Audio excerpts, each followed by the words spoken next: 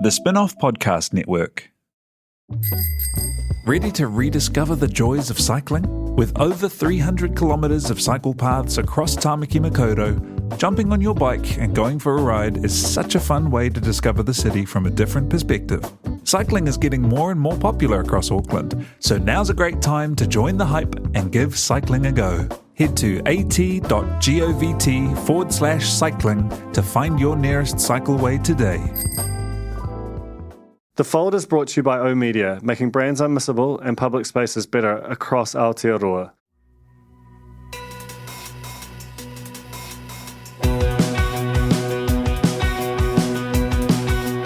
No mai hoki mai kia The Fold, e mihi nei, ko Duncan Greive tōku ingoa.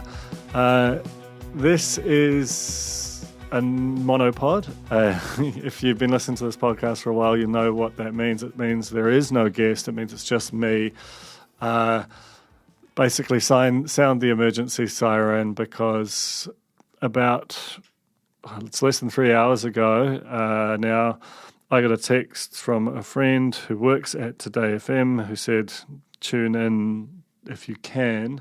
Unfortunately, I couldn't, but not long after became aware that the hosts and production staff of the station had become aware that they were about to be shut down and staged in classic radio style, used the medium the way it's meant to, and just talked through the realities of that on air. So that was Tova O'Brien and Duncan Garner at the crossover of their shows between 9 and 10 a.m.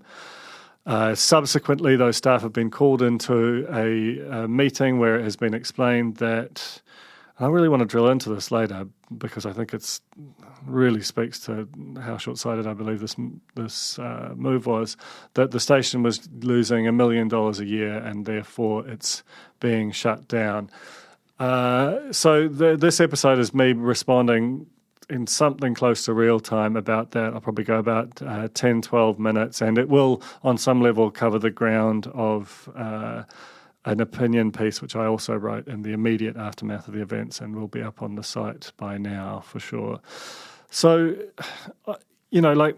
and cards on the table, I've followed the Today FM journey since before it even had a name. I've had now former CEO of Mediaworks, Cam Wallace, on the show. I've had now resigned head of the station, Dallas Gurney, on the show, and I've had now former morning host of Today FM, Tova O'Brien, on the Fold. So, and the spin-off has a commercial relationship with Today FM. It's not huge, but they all help, and so there'll be people who would view me as hopelessly compromised for that. Absolutely within your rights to think that, but basically, I just want to talk about what Today FM tried to be and why I think this decision is a very strange one, and also why I think it happened. Because look, I have my sources. I've been told some things. So Today FM was announced a little over a year ago as basically a big bet on talk and news for Mediaworks. They had a little play there in Magic Talk, but it was trying to exist somehow on the right of News Talk ZB. Didn't have the biggest stars, had a reputation for being a bit ick, and it's quite hard to sell. While a bit ick has an audience, it also doesn't have a huge play for advertisers, and radio is an entirely ad-supported medium. So Today FM was then saying, we're actually going to move to the centre, we're going to hire some very big names, and we're going to try and create a new, very intentionally multi-platform style of news and politics talk, and we're going to hire one of the most compelling broadcasters in Tova O'Brien to lead that. Now, you can critique that as an idea. Like, you can say, I put this in the piece, that the best time to start a successful new news and talk station was probably about 1985. Doing it in 2023 is difficult. It's fine to critique that, but once the organisation made that bet, I think it's sort of incumbent on the whole of the organisation to embrace that. And what my sources have told me is that there are some people, particularly one senior executive, who absolutely undermined it from the start. And, I think that, only that person can know whether that was them kind of trying to tread a righteous path and protect the company, or whether that was basically just that they didn't like the fact that there was something that they didn't invent on the dial, and that one of their stations had to vacate its position to make room for Today. That's all in the eye of the beholder. People can figure that out, but fundamentally, like for me personally, I think the reason that you have a CEO is to let them lead, and if you have a CEO and they want to make a bet like this, everyone should get in behind it. At the very least, you could remain neutral on it, but undermining it is pretty low behaviour. And so ultimately, what this comes down to is what was Today FM's function at Mediaworks? Mediaworks as a company, it's got a lot of outdoor assets, about 35% of them digitised, the rest of them just conventional billboards. And it's got a bunch of radio stations which have, to varying degrees, developed online audiences, but mostly that's a fairly thin layer. It's social channels, it's sort of rebroadcasting on the likes of Rover. Today FM was thicker than that. Today FM was very intentionally multimedia, had a beautiful website, had clearly a lot of money spent on its brand, had a lot of money spent everywhere. Like, let's be honest, this station looked really luxurious, and I'm sure that there were other people working at other Mediaworks brands who were like, man, we could show you some things, if we had that kind of resource. That can be true too, but fundamentally, like they made this bet. They said that expanding out of like a group of differentiated but still music stations into talk, it just gets you a different kind of audience. It's quite a different proposition. A lot of music stations, they're basically small business stations around the country. You have sales offices and sometimes even little kind of, smallish towns with their own on-air talent. That's just a lot of weight, a lot of infrastructure, and you run it quite lean, but it doesn't feel like the future. It's got a lot of high fixed costs. Today FM was like, we're going to run this very centrally.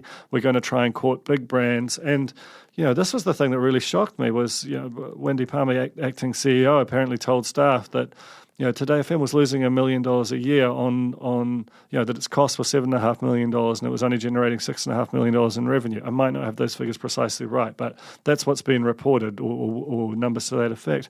Well, sorry, Mediaworks turns over about $200 million, and if you can't have one part of the business, which is your big bet on the future, losing $1 million a year after launch, going into a recession, I don't even know why you're bothering to be in the media business in the first place.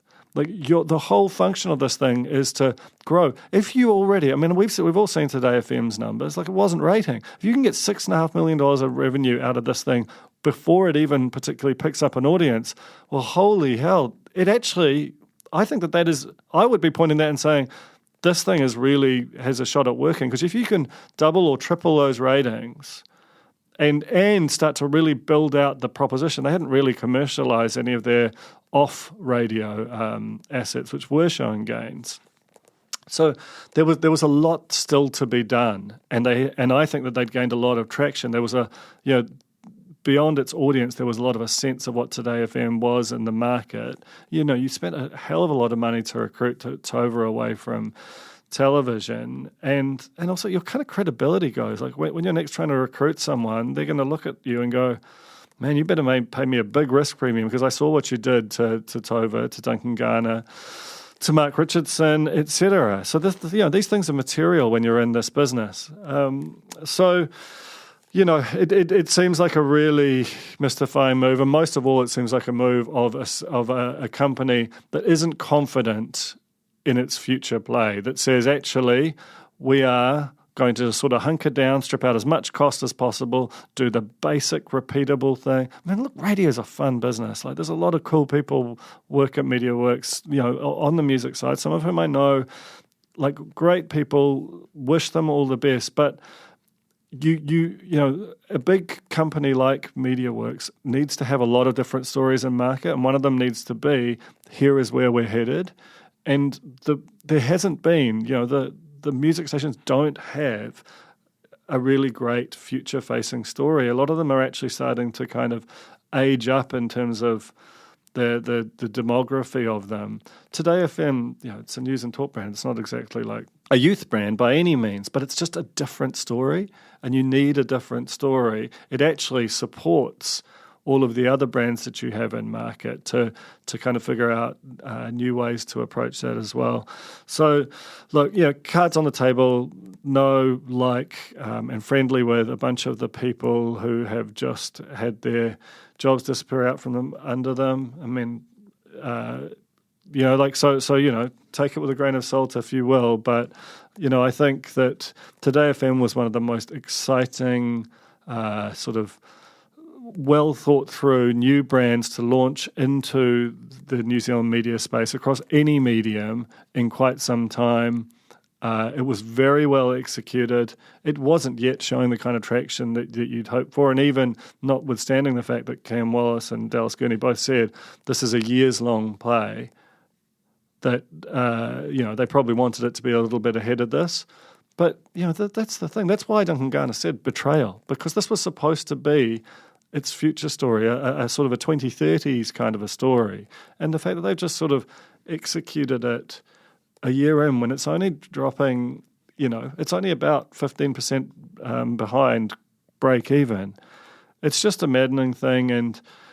And you know, I think it suggests that the shareholders, the board, and the senior executives at Mediaworks kind of have a pretty backwards-looking mindset, and I think that ultimately this day is, you know, will be seen within the industry, within Mediaworks, as the moment it blinked, that it lost its nerve on truly heading into the future, and that's a bummer, because we need more good, exciting, bold plays in the New Zealand media. We can't just become this like bleak outpost of these kind of basically giant pipes, you know, YouTube, TikTok, Facebook, Instagram, whatever. Look, we've got to have our own things, and Today FM was a really exciting version of that, and I really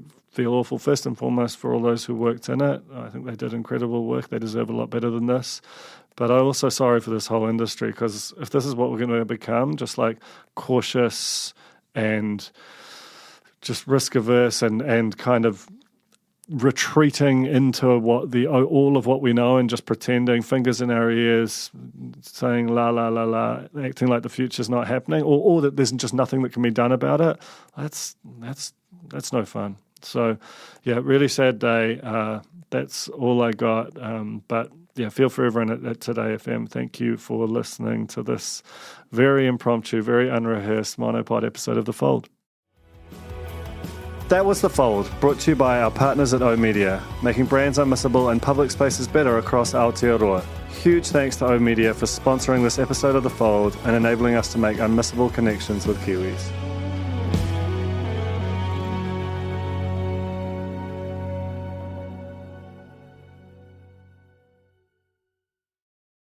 K-pop to me means more than just listening to music. It's learning to be myself. The spin-off's new documentary, K-Pollies, follows 3 Pacific youth obsessed with K-pop. In a one-off documentary, see what they've found in Korean pop culture and how they bridge it with their own. When you start dressing, looking different, everyone side-eyes you. But in K-pop, they're just like, no, like, celebrate yourself. Watch K-Pollies today at thespinoff.co.nz/videos. Made with the support of New Zealand On Air. The Spin-off Podcast Network.